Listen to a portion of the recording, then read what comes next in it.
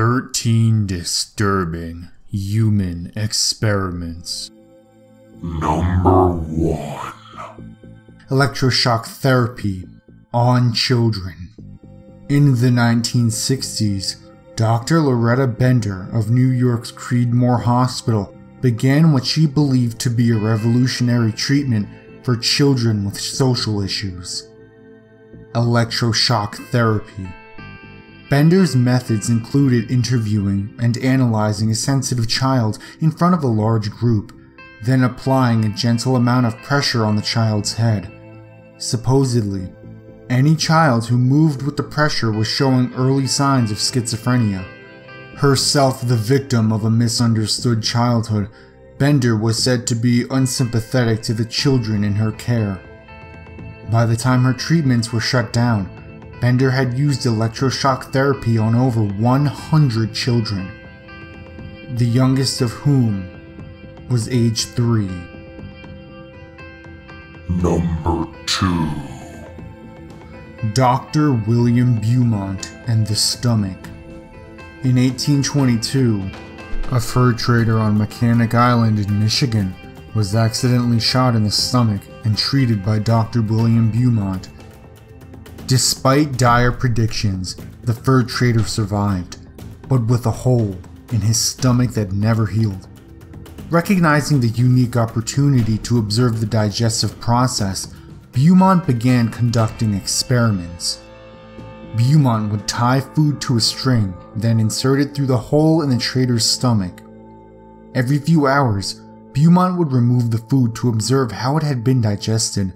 Though gruesome, Beaumont's experiments led to the worldwide acceptance that digestion was a chemical, not mechanical process.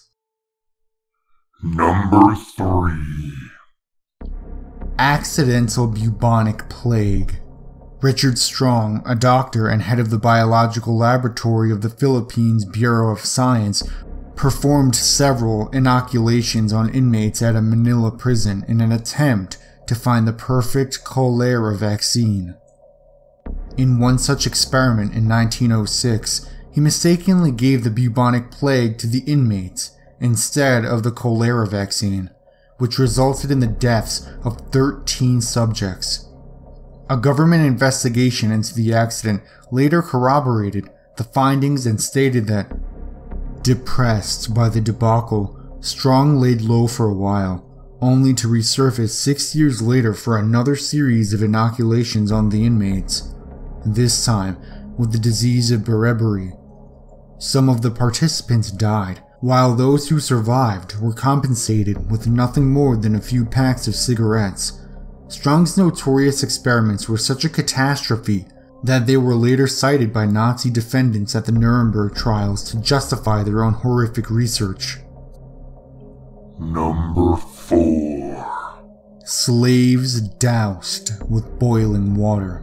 In what could more accurately be described as torture than treatment, Dr. Walter Jones recommended boiling water as a cure for typhoid pneumonia during the 1840s. He tested his treatment on numerous slaves afflicted with the disease over the course of several months. Jones described in great detail how one patient, a sickly 25-year-old man, was stripped naked and made to lie down on the ground on his stomach. At this point, Jones poured 5 gallons of boiling water over the patient's back. However, that wasn't the end of the poor man's suffering. Jones stated that the treatment should be repeated every 4 hours, which he rationalized would be sufficient for re-establishing the capillary circulation. Jones later claimed that his treatment cured many patients, an assertion that was never independently verified. Number 5. Hepatitis in mentally disabled children. In the 1950s, Willowbrook State School, a New York state-run institution for mentally handicapped children, began experiencing outbreaks of hepatitis. Due to unsanitary conditions, it was virtually inevitable that these children would contract hepatitis. Dr. Saul Krugman, sent to investigate the outbreak, proposed an experiment that would assist in developing a vaccine. However, The experiment required deliberately infecting children with the disease. Though Krugman's study was controversial from the start, critics were eventually silenced by the permission letters obtained from each child's parents. In reality, offering one's child to the experiment was oftentimes the only way to guarantee admittance into the overcrowded institution. Number 6. Operation Midnight Climax. Initially established in the 1950s as a subproject of a CIA-sponsored mind control research program, Operation Midnight Climax sought to study the effects of LSD on individuals. In San Francisco and New York, unconsenting subjects were lured to safe houses by prostitutes on the CIA payroll, unknowingly given LSD and other mind-altering substances, and monitored from behind one-way glass. Though the safe houses were shut down in 1965, when it was discovered that the CIA was administering LSD to human subjects, Operation Midnight Climax was a theater for extensive research on sexual blackmail, surveillance technology, and the use of mind-altering drugs on field operations. Number 7. Testicle transplants. Leo Stanley, the chief physician at San Quentin Prison from 1913 to 1915, had a crazy theory. He believed that males who committed crimes had low levels of testosterone, and according to him, raising testosterone levels in inmates would reduce criminal behavior. To test this notion, Stanley conducted a series of bizarre operations in which he surgically transplanted the testicles of newly executed criminals into still living prisoners. Due to a lack of available human testicles, Quentin soon turned to using various animal testicles that he would process into a liquid and inject into the prisoner's skin. By 1922, Stanley claimed that he had performed the operations on more than 600 inmates. He also claimed that his operations were successful. In one particular case, he described how a senile Caucasian inmate became sprightly and energetic after being given the testicles of an executed African American man. Number 8. The Monster Study. In 1939, University of Iowa researchers Wendell Johnson and Mary Tudor conducted a stuttering experiment on 22 orphan children in Davenport, Iowa. The children were separated into two groups, the first of which received positive speech therapy, where children were praised for speech fluency. In the second group, children received negative speech therapy and were belittled for every speech imperfection. Normal speaking children in the second group developed speech problems, which they then retained for the rest of their lives. Terrified by the news of human experiments conducted by the Nazis, Johnson and Tudor never published the results of their monster study. Number 9. Project MK Ultra. Project MK Ultra is the codename of a CIA-sponsored research operation that experimented in human behavioral engineering from 1953 to 1973. The program employed various methodologies to manipulate the mental states of American and Canadian citizens. These unwitting human test subjects were plied with LSD and other mind-altering drugs, hypnosis, sensory deprivation, isolation, verbal and sexual abuse, and various forms of torture. Research occurred at universities, hospitals, prisons, and pharmaceutical companies. Though the project sought to develop chemical materials capable of employment in clandestine operations, Project MK Ultra was ended by a Congress-commissioned investigation into CIA activities within the U.S. Number 10.